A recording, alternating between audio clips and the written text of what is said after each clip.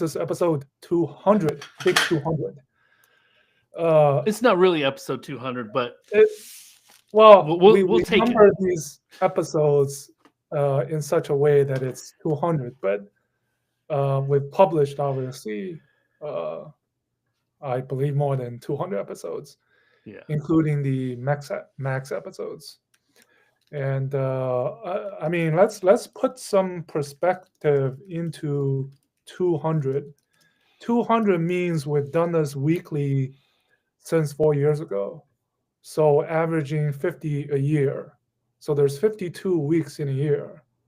And we've done this virtually almost every week for the last 4 years.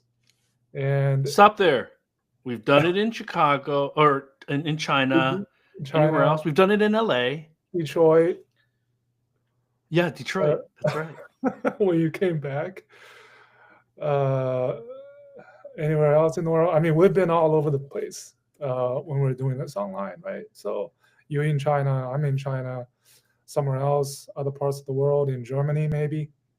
We did one in a Neo on the streets of Munich.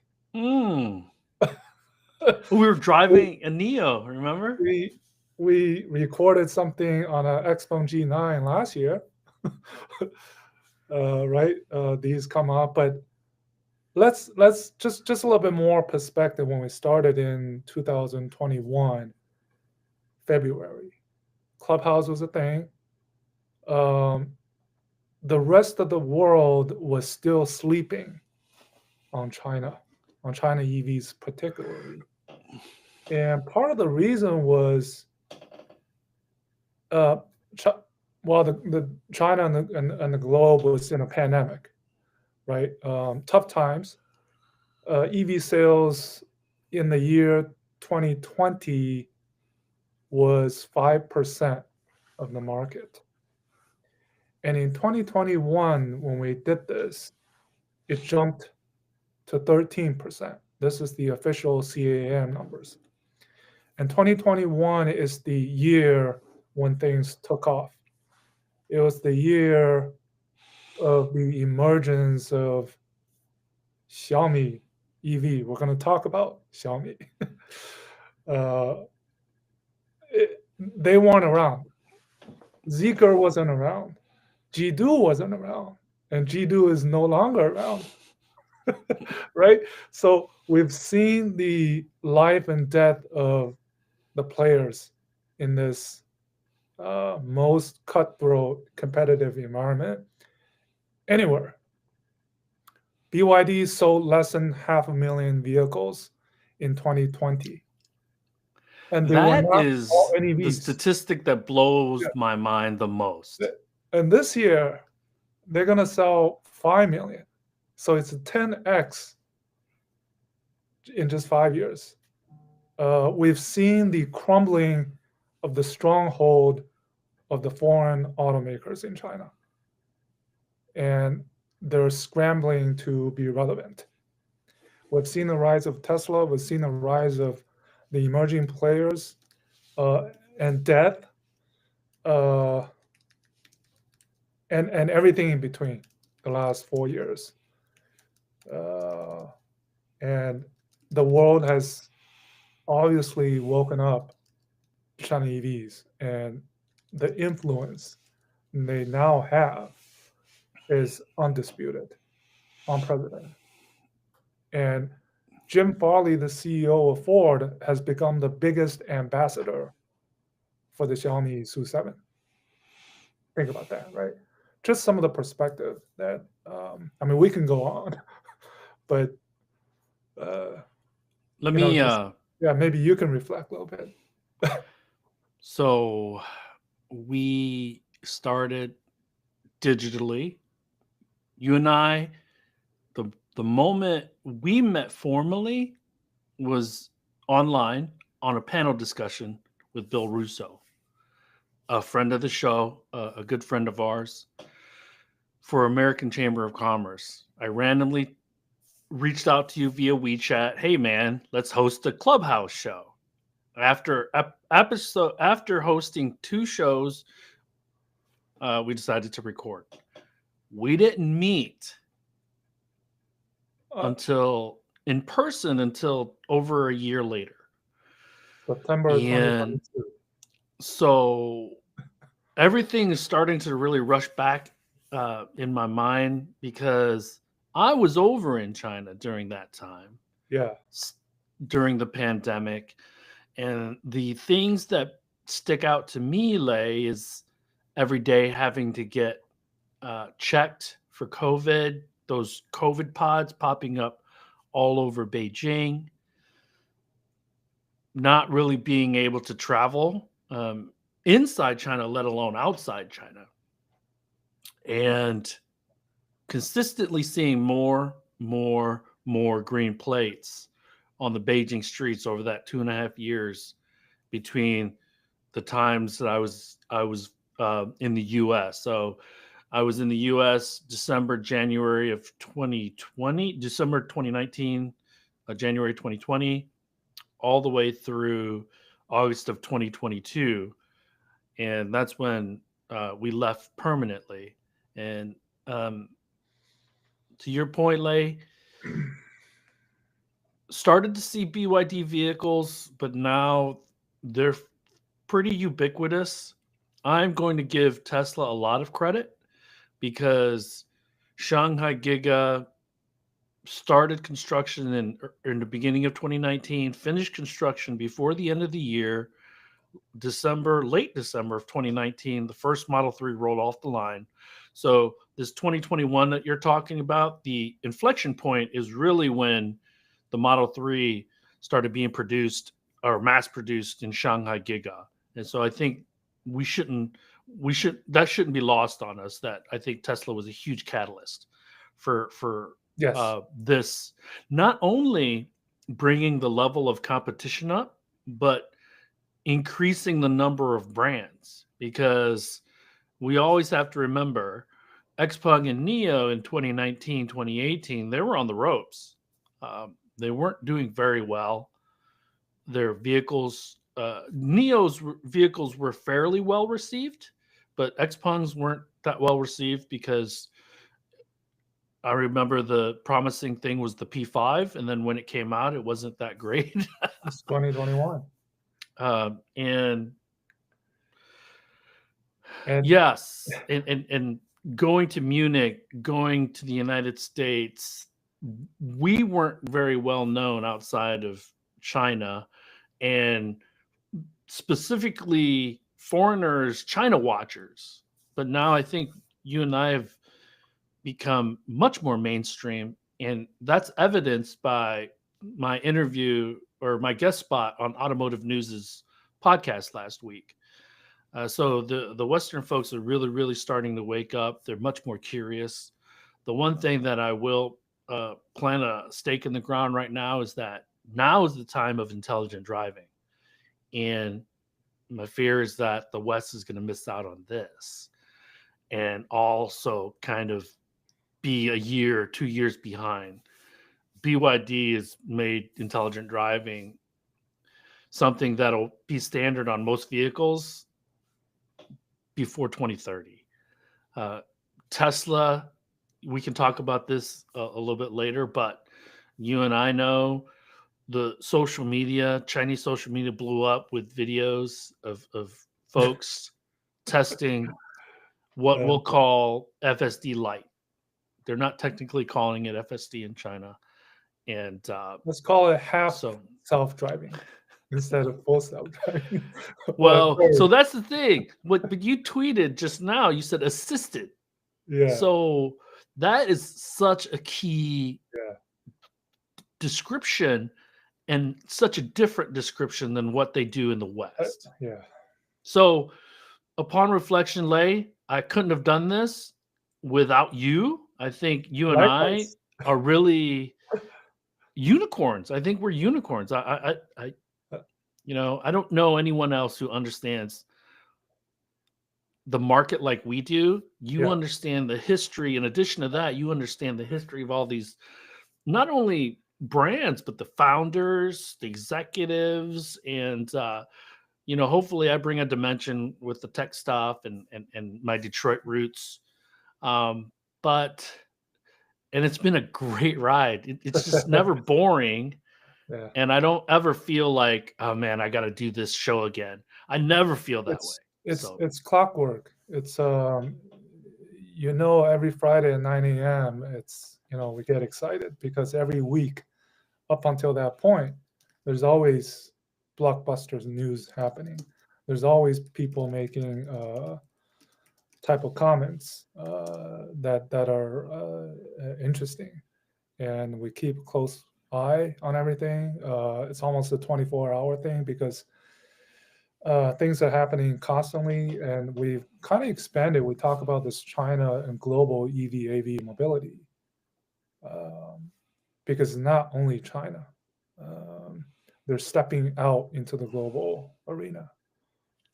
and we're not fear mongers. I think you and I feel that our job is to inform, and maybe some of the things we say seem like fear mongering, but we're not trying to. Unfortunately, we're not trying to chase clicks, and so I think and we're boots on the ground. Yeah, we've tested these cars.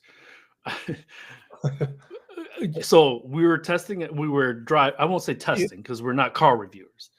We drove a Neo in Munich. We drove an Xpeng from Beijing. What was the other city? So we went to Changsha. What was the other city we went to? Okay. Zhengzhou, Changsha. Guangzhou. Stopped in Guangzhou for about an hour and a half and then went down to Shenzhen. So I still think we're one of the few people that have done that. Yeah. You and I have visited Hefei Neo headquarters. We've been to Guangzhou Xpeng headquarters. We've been to Jiyue headquarters. Unfortunately, they're not around. Li Auto headquarters in Beijing. So I think that also differentiates us because we're not car reviewers. That's not anything I want to do. There's plenty of our friends that do a great job of that. Mm-hmm. Mark, Ethan, Will, just to name a few. And we get a lot of help from Fate, and we get a lot of help from Jiri. Fate is the founder of CNEV Post. Jiri is Car News China. And so it's a brotherhood amongst us anyways. And I think that's so I don't want to get too sentimental, but I think it'll still be interesting 200 episodes from now, like I think. I mean, we're just only doing our part in educate, informing. We have our opinions, and we don't. I mean, we praise credits where it's due and criticize where it's warranted. We don't owe anybody anything. Would look at this from we try to look at this from a fair and impartial lens, and that's what we've been doing. And 200 episodes. Yeah, man. Maybe what we do is this is what I might propose, Lay. We don't have to do a live show, but maybe we record kind of a reflections on 200 as a separate max episode. Maybe we can do that in the next couple of weeks. So boring week in China EVs. I think something that blew up the China internet on Monday was basically two things, two events, right? FSD and SU7 Ultra. So Tesla updated the software and launched it in China, its version of intelligent driving. Again, they're not calling it FSD, so we won't call it FSD. But within 24 hours, social media blew up. There's that guy, I forget the Chinese KOL with the glasses.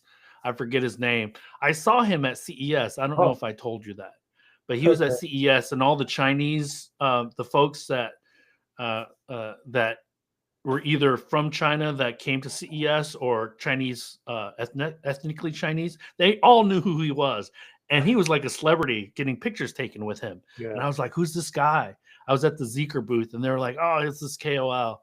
And so there's a cool video of him, and he got like 6 tickets while trying FSD. But you Oh, were okay, yeah. really tracking this very Yeah, closely when social media kind of blew up. So let me know your observations of the first couple days that the intelligent driving was available.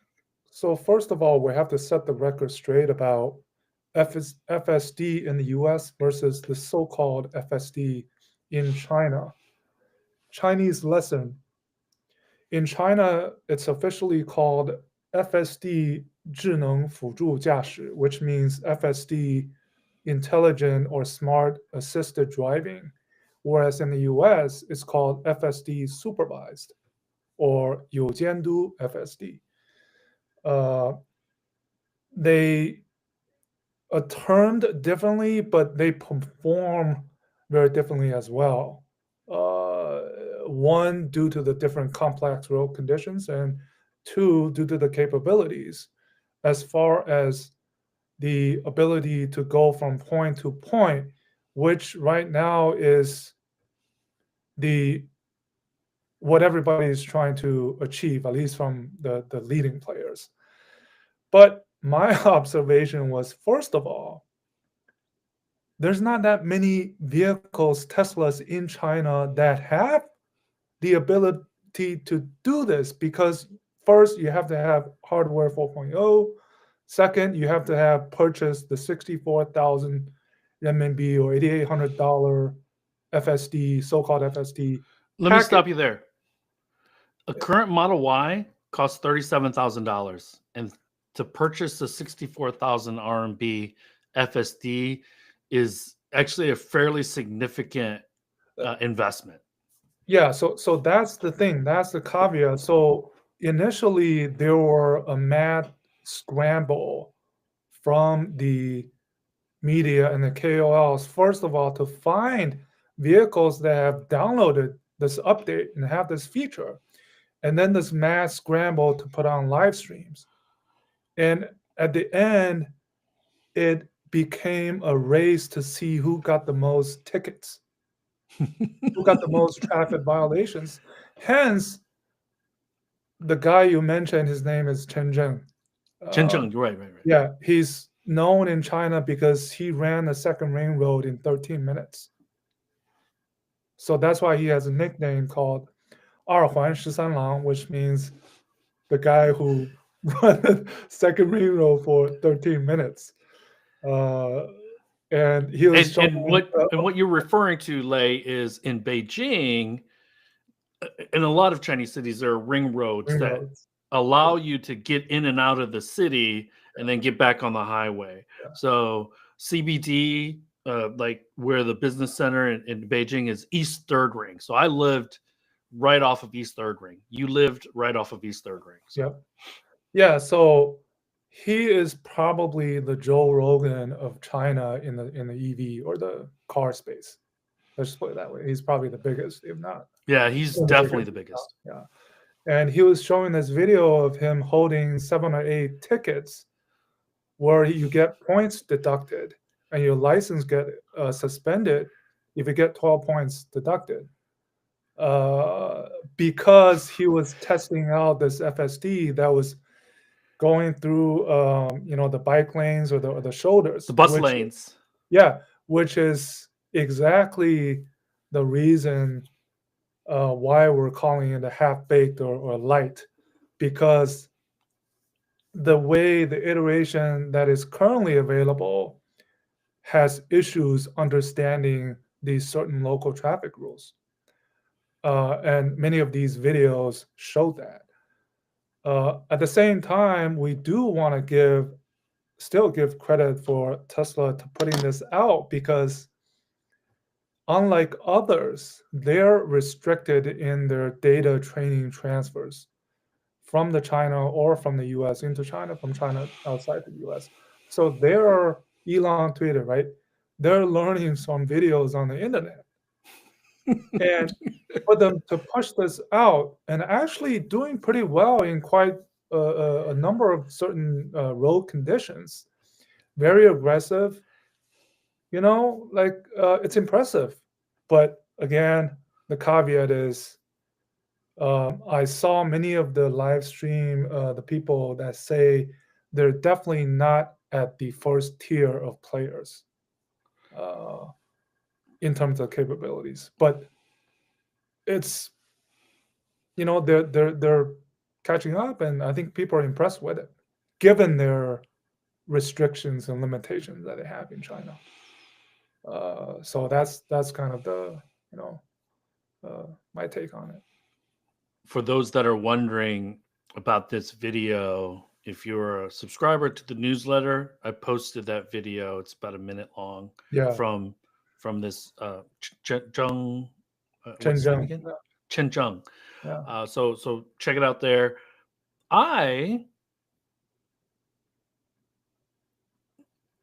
Let's say this. I have one friend in Shanghai, one friend in Beijing who've both tried it now. And for all intents and purposes, I would say that you and I are pretty well versed on intelligent driving systems and robotaxis. We've tried them in the United States. We've tried them in China extensively.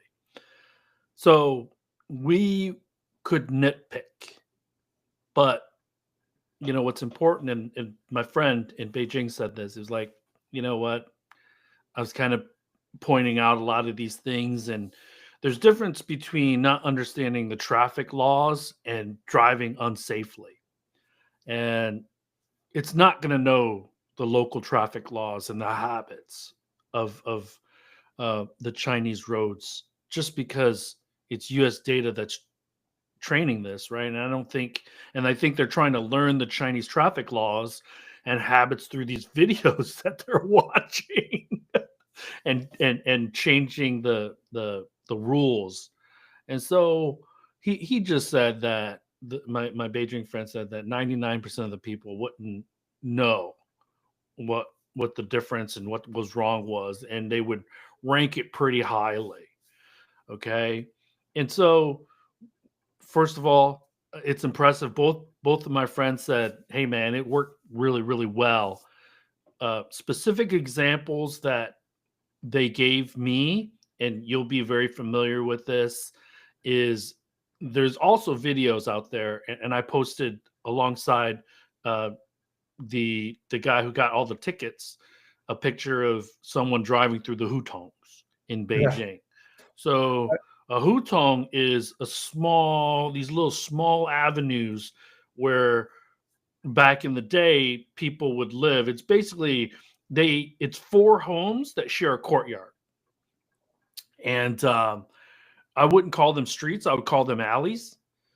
But now in the hutongs near Second Ring Road, there's stores, there's restaurants, still people living there, and it's quite a little awesome area that you should walk around in if you're able to. And but there's cars parked on the side, there's delivery people up and down riding their motorbikes, and then there's people walking, and it's super narrow. But he said that it worked really, really well. But that being said, one of the things that I noticed about a couple of these hutong videos, Lei, is that it was really slow.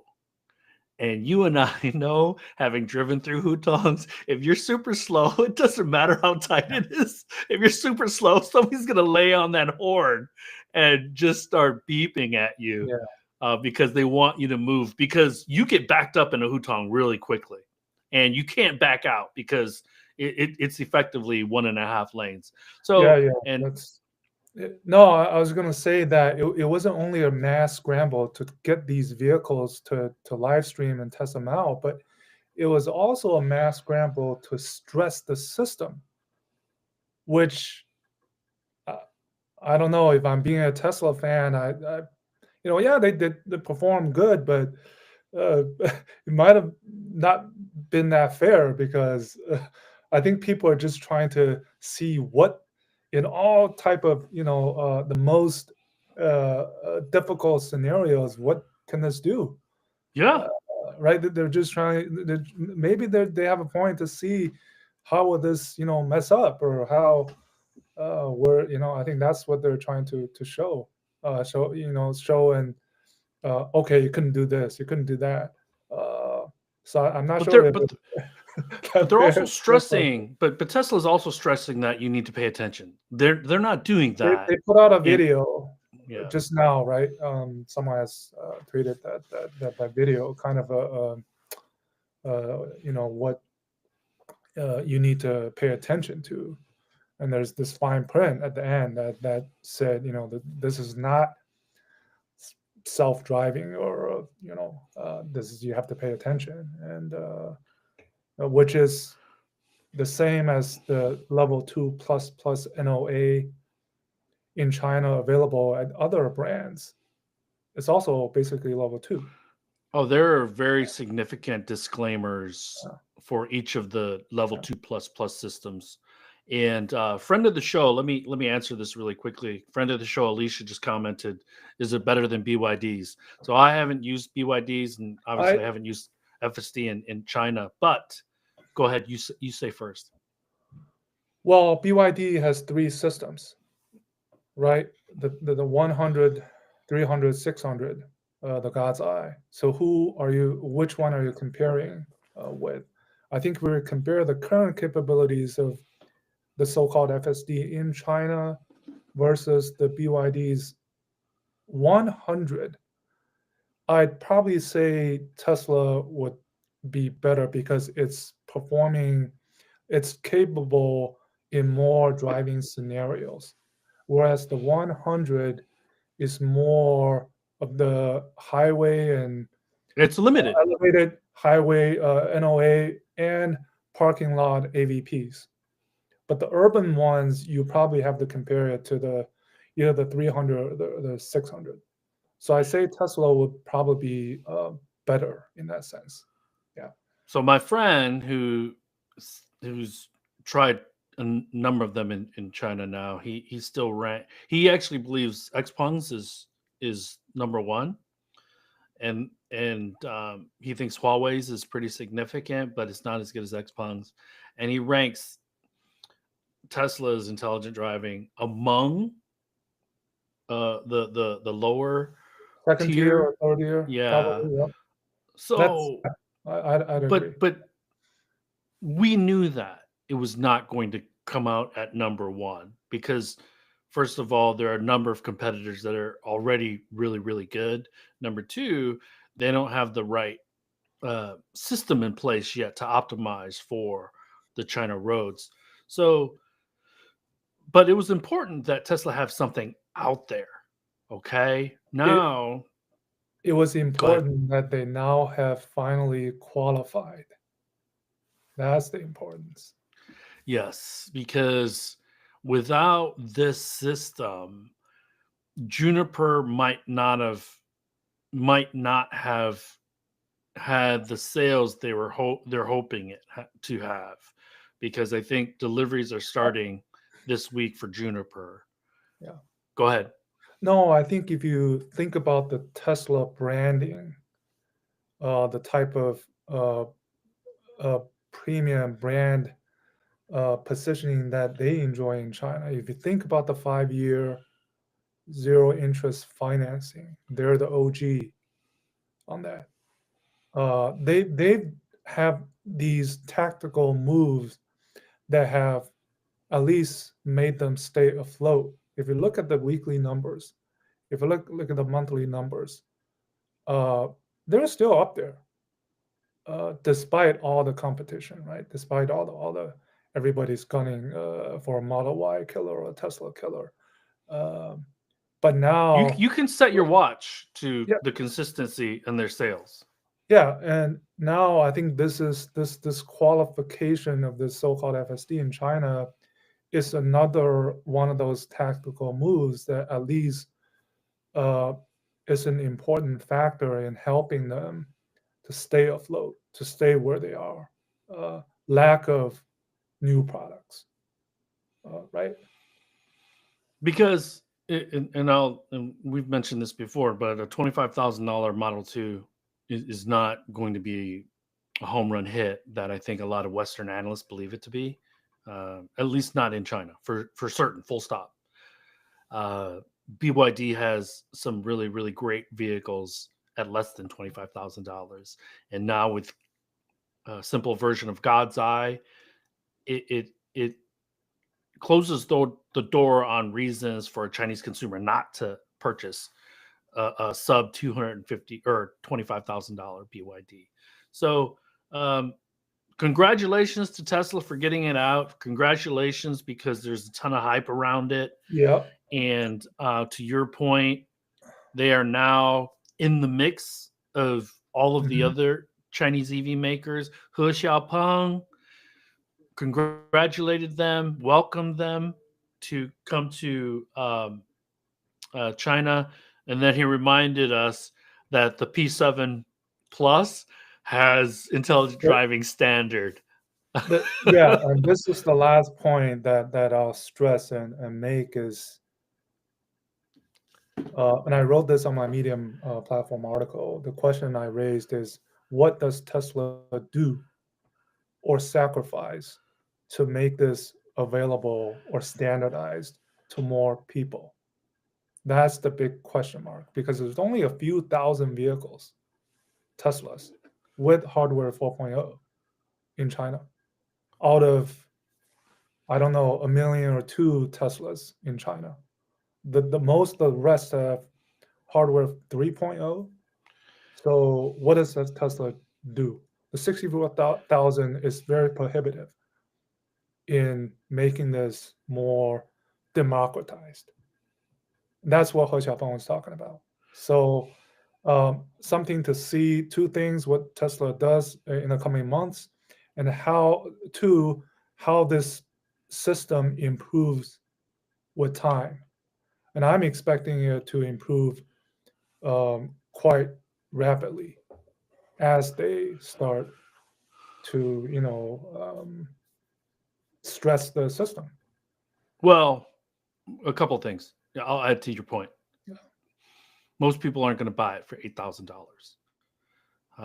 Not when the alternatives, even the ones that cost money, the non-BYD, are much cheaper and as good or better. Number one. Number two,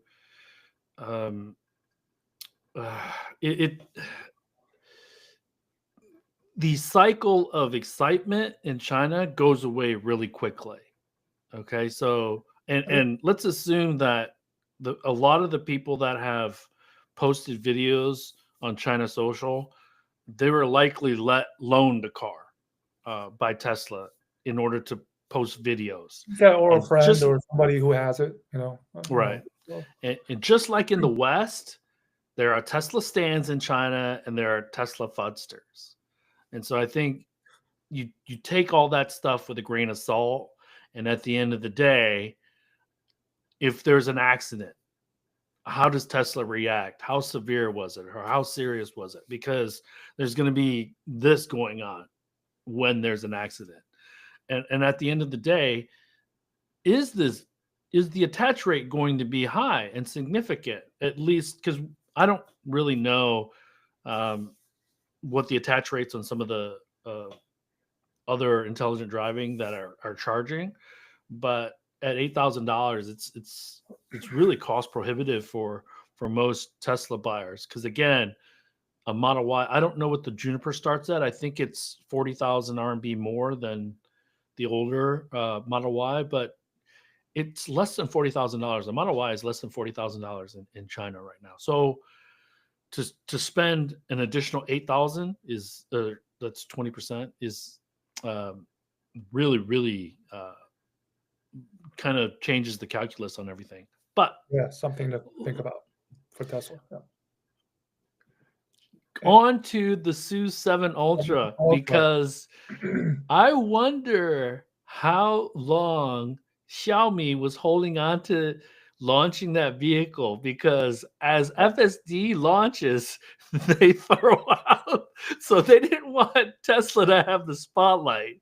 That was not an accident. I'm sure that was by design. So, well, the day, it was when the new Model Y started deliveries, or maybe the day before, that the Xiaomi had the day of, the Xiaomi Leidren launched the SU7 Ultra.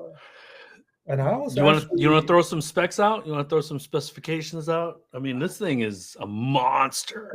yeah, I mean, it it's a performance sporty EV, but at the same time, it retains lots of the things that you will find normally on a good EV. Example, free HAD. The Xiaomi's own kind of the FSD, at least for a limited time, right? The charging is because of the CATL Qilin battery. I think, I don't know, it's 10, 12 minutes from 10 to 80%. I forget So some other specs, let me stop you there.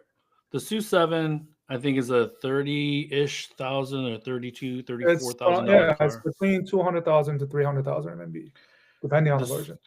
The Ultra is around 500,000 RMB, so it's not cheap.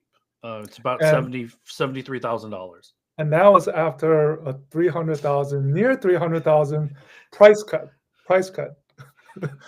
Because I was actually 35,000. It's I a was 35% reduction.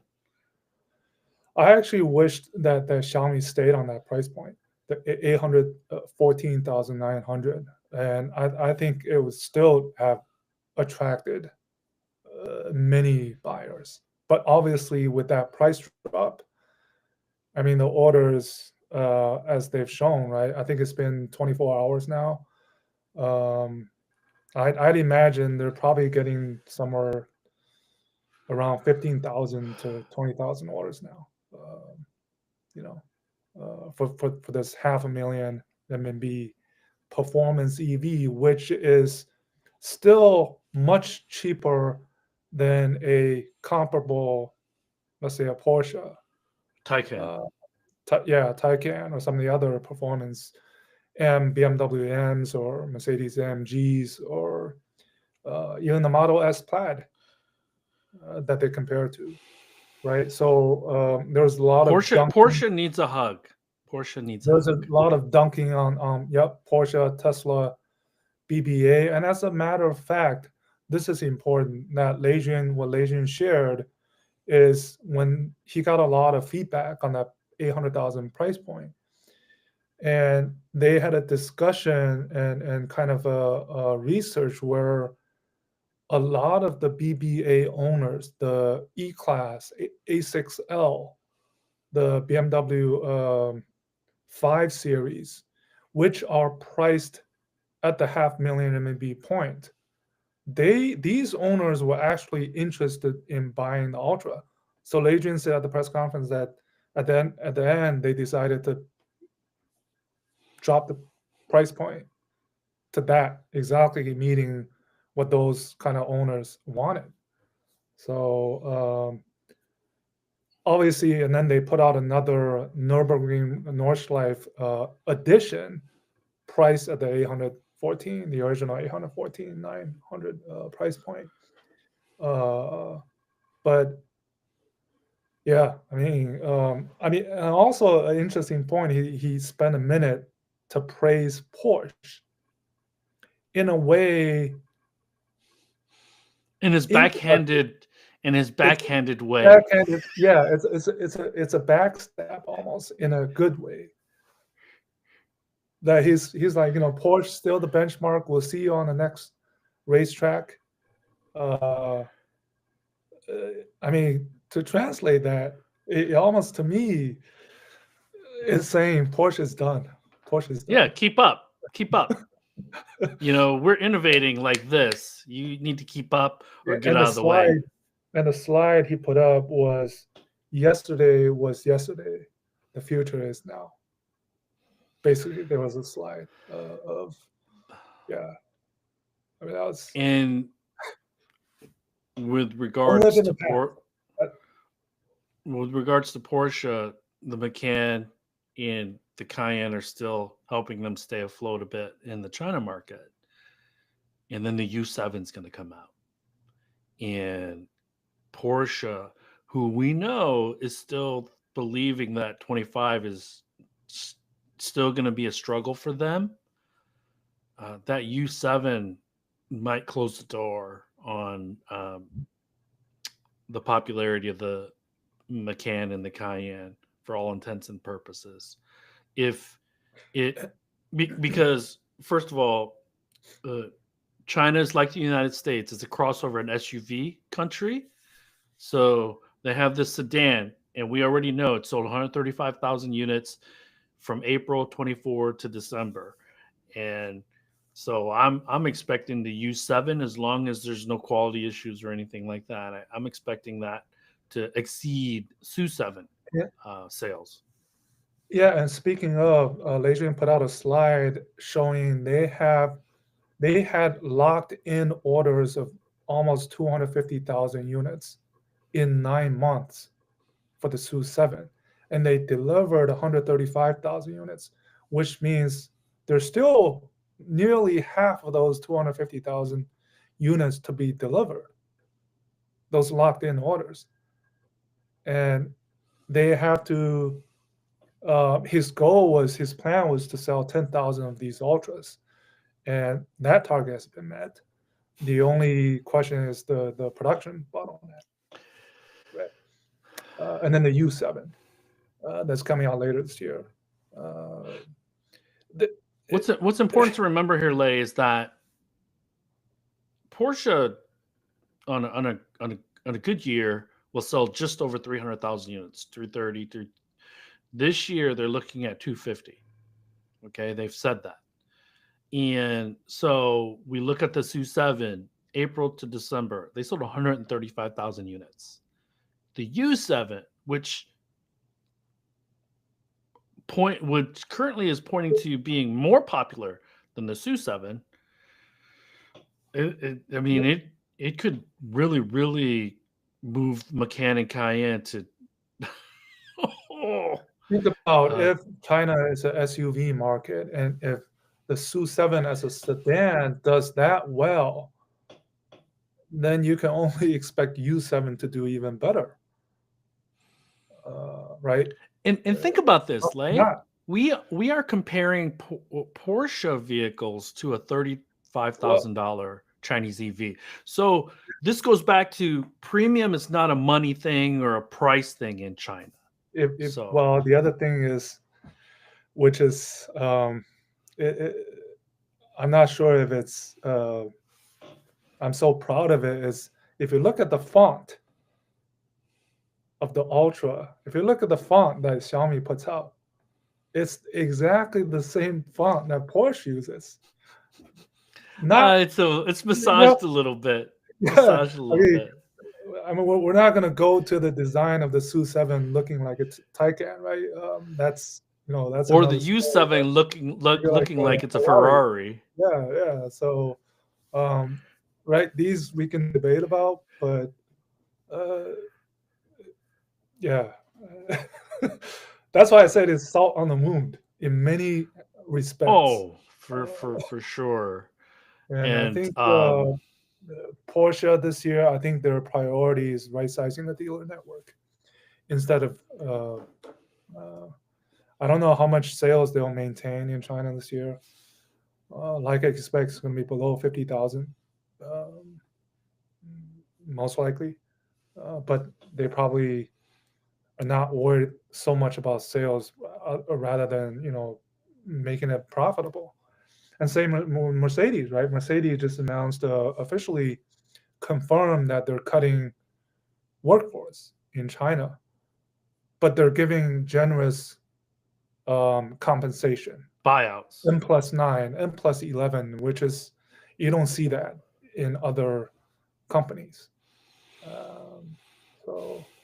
So the U7, we talked about the U7 or Xiaomi's upcoming SUV, mid-size SUV coming out and stealing or taking Porsche sales, Porsche SUV crossover sales. But ABB should also be very worried, very concerned, because I think the X3, X5, the GL series vehicles from Mercedes, the Q4, Q5, Q7, I think for Audi are in danger of really having a lot of challenges because of the U7.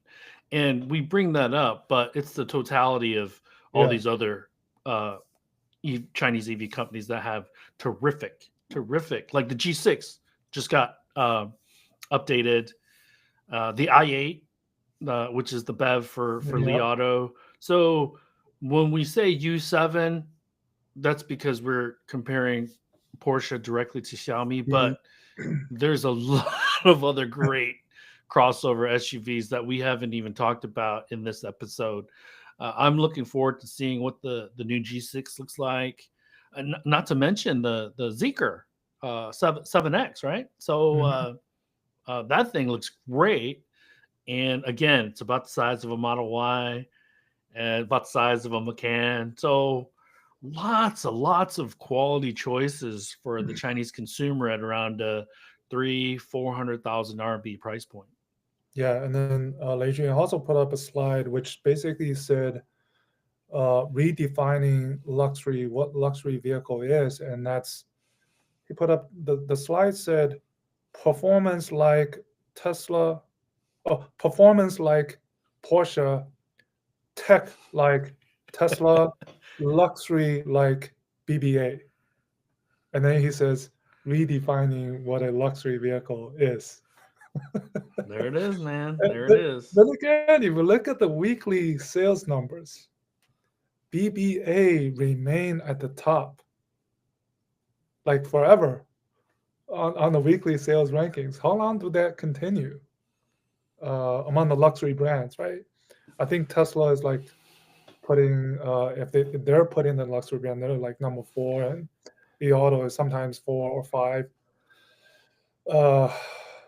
So I still think that a single product from a Chinese EV maker, it'll be tough for a single product to overtake the BBAs and things like that. And I equate it to, in the US, the F-150 is the number 1 selling vehicle. But GM will tell you that when you add Silverado to Sierra sales for a full-size truck, it outsells the F-150. But it's actually 2 different nameplates and 2 different products technically, although it's effectively the same truck. So that's kind of how I look at it. The collective SUVs from Li Auto, Neo, Xpeng, Zeekr, the HEMA Huawei team, they're gonna really start to distance themselves, I think, from BBA in the coming years, unless a couple things happen. The products are much better coming out of Germany for China, and they sharpen their pencils. And that's the conundrum that they're under, because all they know, they're programmed to believe premium pricing equals premium product. And again, you just mentioned what Lei Jun said. Okay. We don't need to price at 600,000 RMB to tell the Chinese consumer this is a premium product. They have to the foreign automakers need to deprogram themselves with regards to the China market on how the automotive market has kind of evolved, the taste, the features, and kind of the dynamics of how the market works now. So and Lei Jun and Xiaomi has nicely integrated their EVs into their ecosystem, their home appliance, their electronics, which was what this press conference was about, anyways, right? These launch of the 15 Ultra smartphone and a bunch of other gadgets that you almost feel like this is just one out of the EVs is just one out of countless thousands of gadgets that Xiaomi has. And nobody else can do that as far as the ecosystem is concerned. And by the way, his leather jacket went viral, and now they're sold out on Taobao. $400 jacket that he wore. So trying to be Jensen. Yeah. That's yeah.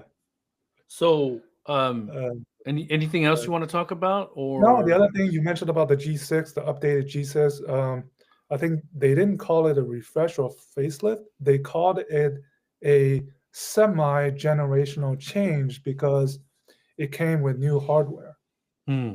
And this is what Li Auto is going to do in May when it upgrades some of their existing L series models, for example, to be equipped with some of the 80 Pro versions to be equipped with the Horizon Robotics J6, these type of things to have constant updates, not only software updates, but hardware updates of the vehicles within a 12-month period, right? Um, and on this is top of where, new models. well, this is where the Chinese brands have to find that balance, because if you're not allowing your current new product to marinate a little bit in the market, and then you're aping it 6 months later with new hardware, new features, the buyers that bought the vehicle 6 months ago are going to get upset. And so there's this balance that they need to figure out, because during the price war, everybody's just trying to get things out as quickly as possible.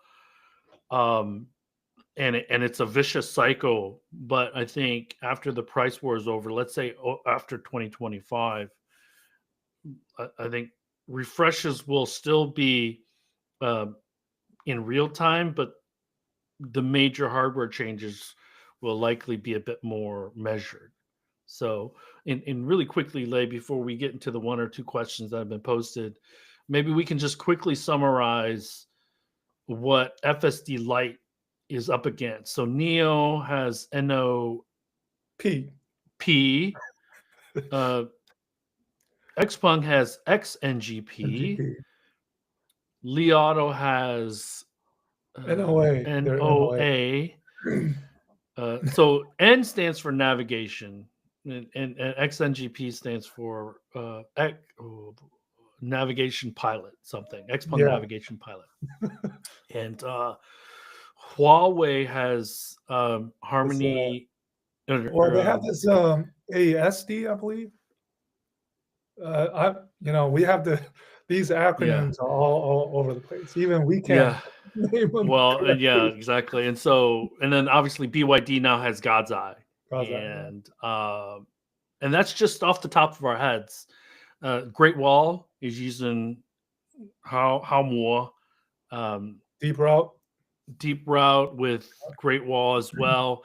DJI is coming out with something, and so with in the United States, there's Super Cruise, there's Blue Cruise, and there's FSD, and so there's no competition for FSD. With all the flaws that FSD has, it's more about the lack of kind of regulations, or at least people following those rules. And I think that Tesla doesn't discourage people trying to cheat the rules in the West or in the United States. In China, I think if Chinese consumers, drivers were cheating the Tesla system to do dangerous things, I think they would be quick to post something on social about not doing that with their system. I think that's a major difference between how they approach the China market versus how they approach the US market. Yeah. So here is a question, Lay. Man, we only really talked about two things. And we talked for 15 Um, minutes. so George Ayers says, can you talk a little bit about where VW is in China? So we've talked about this in the past, but I think George is a new watcher, new viewer. They have invested there for many years, but are struggling now globally. Do Chinese consumers feel positively about BYD or VW or no? What does VW need to do differently? So I'll let you start this conversation because you know my opinion about it. So VW, they talk about value over volume, but in reality, look what has happened in some of their vehicles. The Passat is selling for 150,000 RMB. They just dropped prices for the ID4s of the two joint ventures to 139,000 RMB. $20,000. So stop there. That's $20,000. Yeah, 100. and they're So and Volkswagen is launching the so-called 20,000 euro ID every one. They already have that in China. And this year, Volkswagen, their key word is delivering, meaning that some of their investments and collaborations with Chinese tech companies will come to fruition and come out in these models that will roll out starting this year in 2026 with a couple of SUVs based on the XPeng G9 platform. Right, so they're into this stabilization toward the delivery phase, but the question mark is, are those products relevant and meeting the current desire of Chinese consumers outside of the brand itself being diluted as the Volkswagen as the people's brand, right? They're the first foreign brand to have mass volumes in China. So yeah, so this year would be also critical. But there was this recent photo of Raul Brandstetter standing on the table. Oh, yeah, I saw that. Talking to the employees in Hefei, right?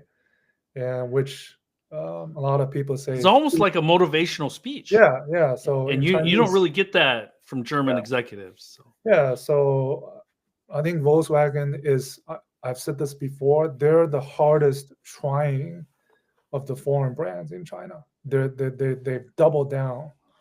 So now we wait for the. Well, they have the most to lose. They have the most. Yeah, so that's kind of my take. Yeah, I'll add that just within the last 6 or 7 years, Volkswagen was on the cusp of 4 million unit sales with SAIC and FAW joint venture partners.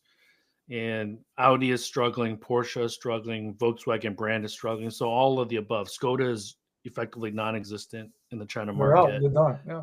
Yeah, and so they've hitched their wagon to XPeng IP to really become relevant.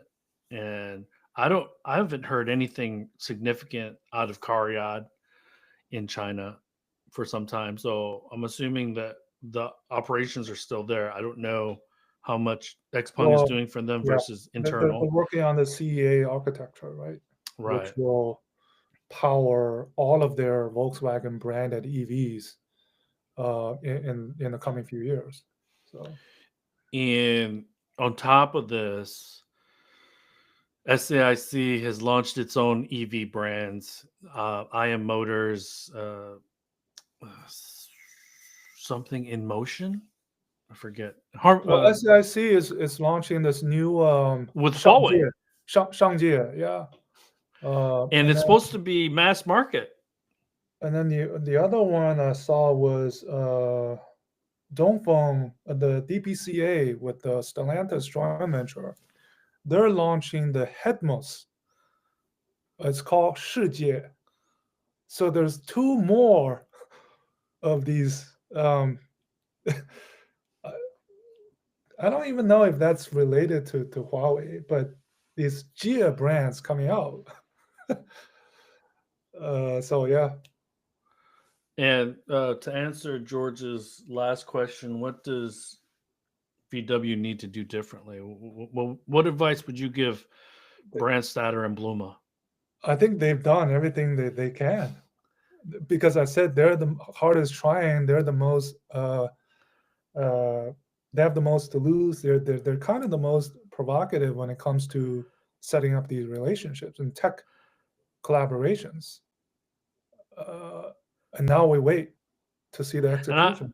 And I would speculate that the VW brand has lost significant sales to BYD vehicles Oh yeah, without a over the doubt. last Since over we've the done last this. few Yeah, years. yeah. And this is I want to be clear. This is really not about nationalism. This is not about Chinese consumers preferring Chinese brands to foreign brands.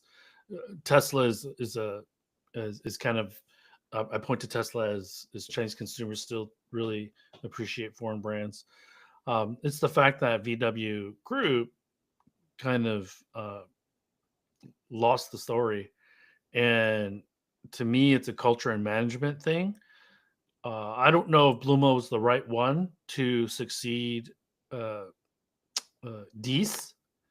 I actually think Dees had the right idea.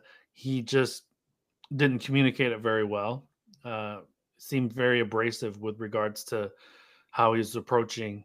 But I don't know if you can be agreeable and nice when the Titanic is sinking. And that's what's happening. And I'm not exaggerating here. The Titanic is sinking. Porsche is down. Audi is down. Volkswagen brand is down significantly. Okay. And another example, because Volkswagen brand, because of the volume, gave Volkswagen Group the flexibility for China. Audi and Porsche drove the margin and the profits for the China market. 50% in the past, 50% of their profits in the past came from the China market. So Volkswagen's health, Volkswagen Group's health, Volkswagen begins and ends with Volkswagen brand, Audi, and Porsche in the China market. And they are, I won't say they're on their deathbeds, but they are aging significantly over the last few years. And over the last 4 years since we've done this, I think also a history lesson. We've been taught a history lesson of where have the disruption come from? They have not come from within the auto industry. They have come from Xiaomi. They have come from Huawei. They have come from these entrepreneurs and CEOs that came out of the tech industry. And the history lesson is still happening. We talk about DeepSeek, we talk about Unitree, we talk about all of these companies. DJI. Yeah, and now going back to Porsche, they've hired these new sales and finance guys within.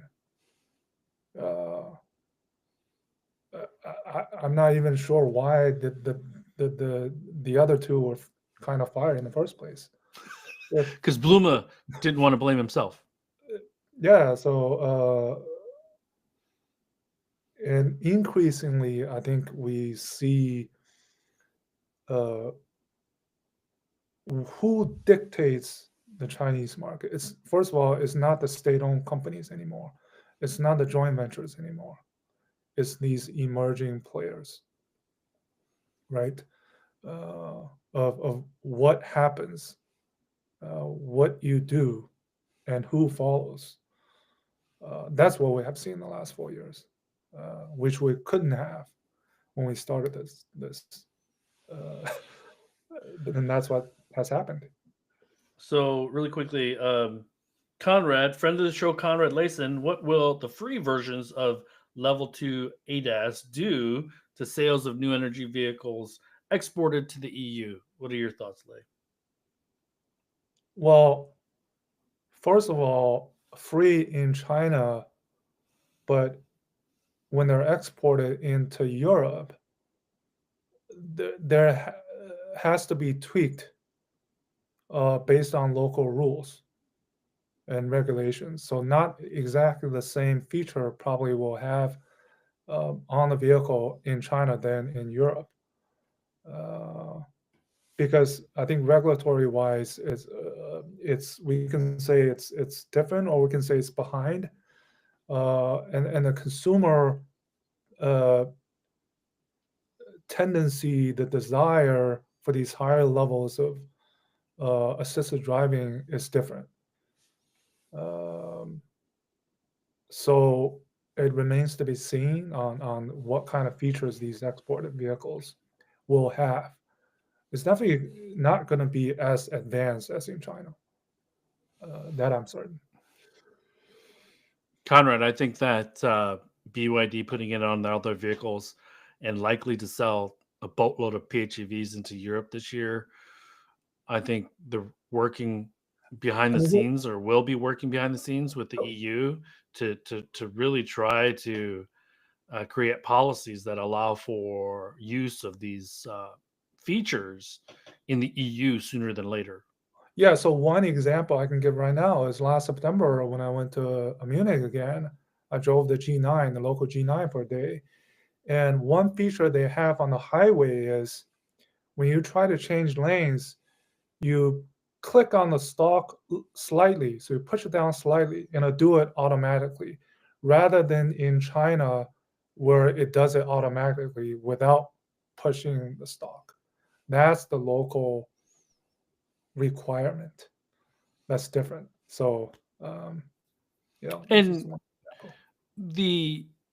this is where the technology also needs to get used to European roads, European habits, specifically in Germany, is that BYD system, uh, uh, let's say, has it calibrated to be on the Autobahn going 180 miles an hour, right? So there are specific scenarios that need to be worked out that don't exist in China.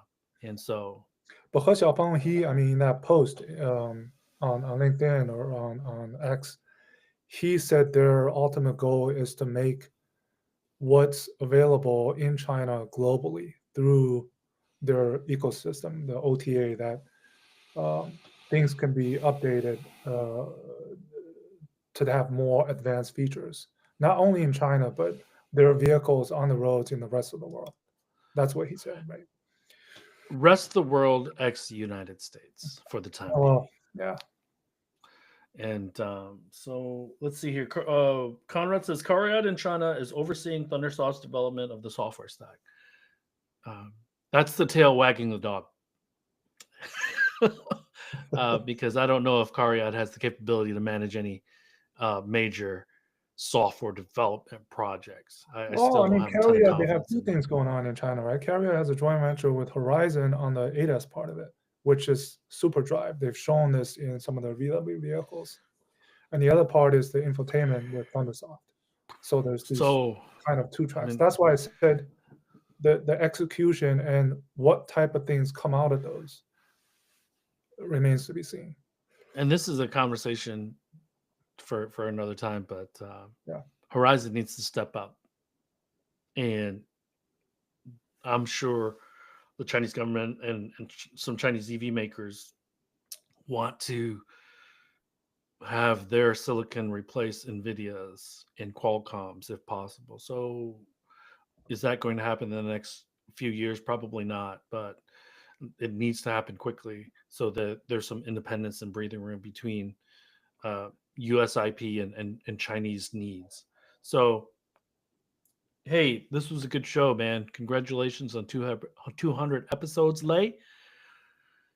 I can't wait to see what happens over the next 200.